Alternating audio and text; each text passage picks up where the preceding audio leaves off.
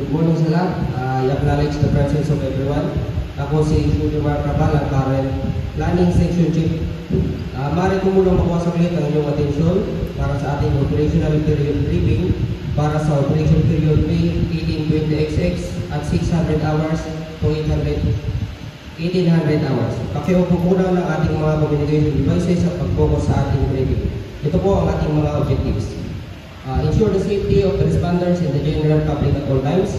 Conduct SRR operations on the affected barangays of Santa Taniaga within operational period. Provide immediate medical assistance to reported individuals within the operational period. Clear debris and reopen the main road connecting affected barangays within 6 hours. Establish reliable power and communication channels within 6 hours. Suppress all reported fire outbreaks at Barangay Maliit, Mapait, and Baliwanag. Evacuate the displaced families to the identified evacuation area and provide medical assistance and basic needs within the operational period. Provide security and maintain order in all parts of Santa Taniaga at all times. Para naman po sa ating current situation update, nandito ang ating Operations Section Chief, Billy Boy Vicente. Magandang umaga po sa lahat at pinapaalam ko po sa inyo ang kasalukuyang sitwasyon sa ating lungsod sa Santa Taniaga. Sa ating lungsod ng Santa Taniaga matapos na naganap ang 5.8 magnitude earthquake ng intensity 6. Para naman po sa southern part ng lungsod, partikular sa Barangay Masama, ay malubhang napinsala ang mga linya ng mga komunikasyon, kuryente, tubig, at mga link. At mayroon din ulang mula sa ating kapulisan na matindi ang naging pinsala sa mga ating infrastruktura. At para naman po doon sa northern part ng Luzon, partikular sa Barangay Maliit, Mapait at Maliwanag, ay mayroong sunog na dulot ng pagsabog ng tangke ng gas.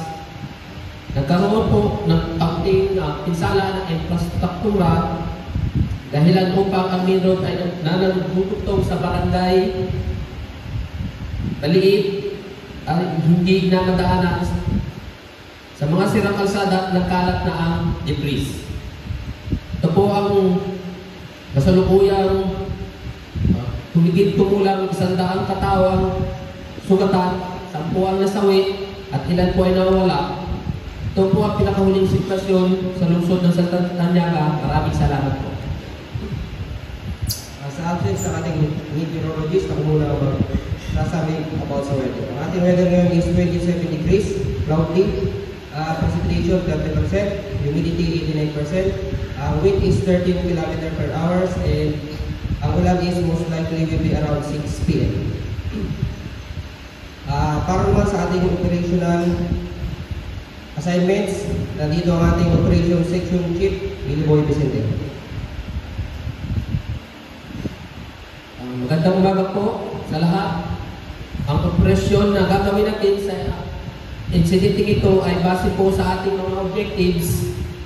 Magkakaroon po tayo ng 2 division para naman po sa Division Alpha na pangungunahan ni Juan Naputi. Nandito po ba sa Juan Naputi? Present!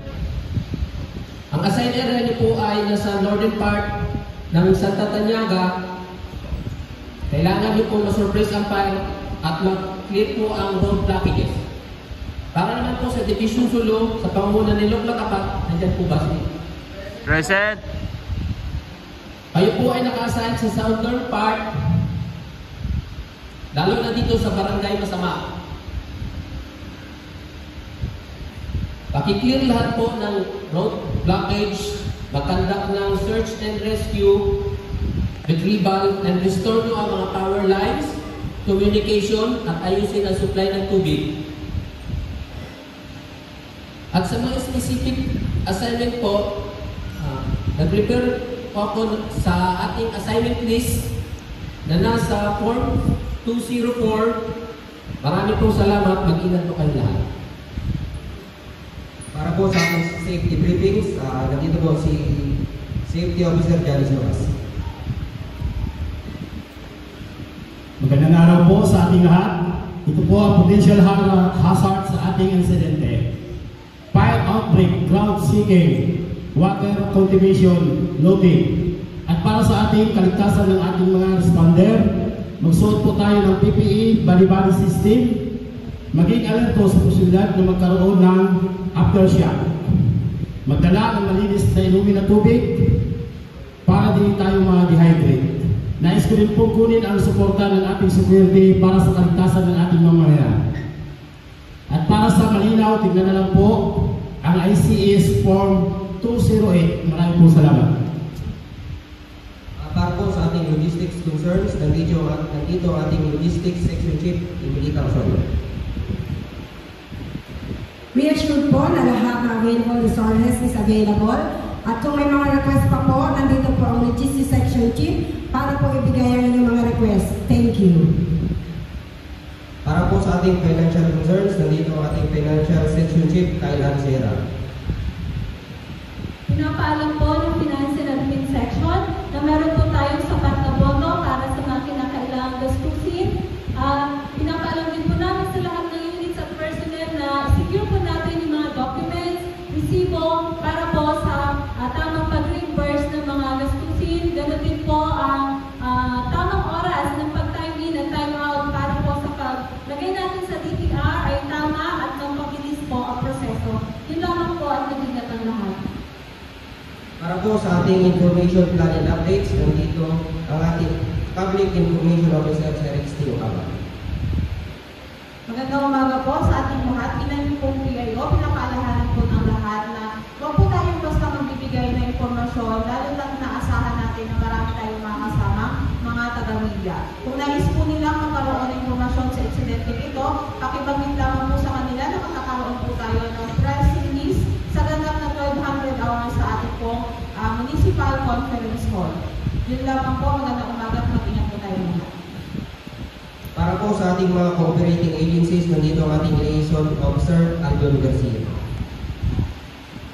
Magandang araw po sa ating lahat. Nais ko po ipaalam na tayo po ay nakipag-ugnayan na sa iba't ibang ahensya para sa ating karagdagang resources. Ipagbigay alam lang po sa aming tanggapan ang inyong pangangailangan upang ito ay matagunan agad. Maraming salamat po at mag-ingat tayo lahat. Para po sa ating mga closing comments, nandito ang ating Incident Commander John Mark Carrasco. Magandang umaga po sa ating lahat. Nagpapasalamat po ako sa ating mga IMT members at sa ating section chiefs. Ang layunin po natin ay ang kaligtasan ng ating mga responder at ang mamamayan. Yun lang po at God bless po sa ating lahat. Thank you po. Ang mga communication devices natin ay maaari natin i-turn on. Ang Division A ay magtungo sa conference room. Ang Division 2 naman is magtungo sa session hall. Bumalik tayo bukas, same day, same time, at same venue. Mag-ingat po tayo lahat.